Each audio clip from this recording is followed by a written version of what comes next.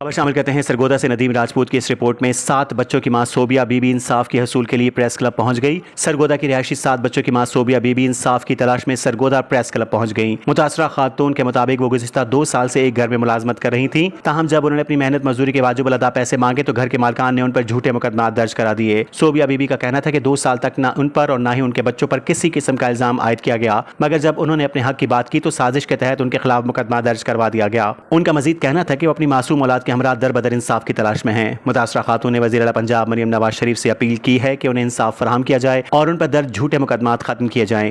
सोबिया बीबी का कहना है कि वो इंतहाई गरीब तबके से ताल्लुक रखती हैं और 2 साल की मेहनत के बावजूद अपने हक की मजदूरी न मिलने पर इंसाफ के दरवाजे खटखटा रही हैं। दूसरी जानिब समाजी हलकों ने भी सोबिया बीबी के मामले पर तशवीश का इजहार करते हुए मुतालबा किया है कि इंतजामिया मुतासरा खातून के साथ इंसाफ करे और मामले की गैर जानिबदाराना तहकीकात कराई जाए।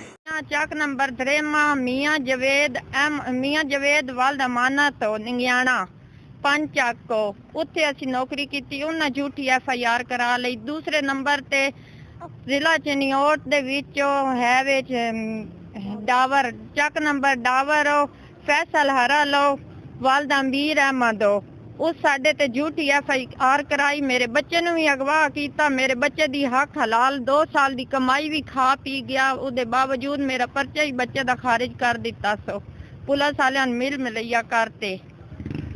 برائے مہربانی میں غریب عورت ہاں، میں انصاف ملیا جاوے مریم نواز دا بڑی بڑی مہربانی ہو سی۔ میرے بچے تواڈے تے ساری زندگی راضی راسن دعائیں دے سن۔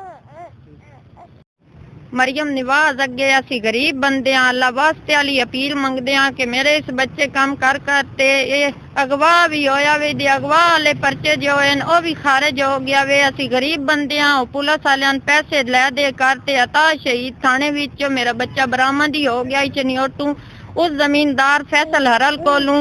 او دے باوجود ہی انہاں ساڈا پرچہ خارج کر دیتا۔ ساڈا بندا جڑدا کچھ نہیں پیا۔ اللہ واسطے والیے ساڈیاں جھوٹیاں FIR میرے میاں تو ختم کیتی ونجے سن روٹی کھانے جوگی بھی نہیں جڑدی پئی۔ برائے مہربانی ہو سی اللہ واسطے والیے سن کوئی حق ملیا جاوے، سن انصاف ملیا جائے حکومت اگوں۔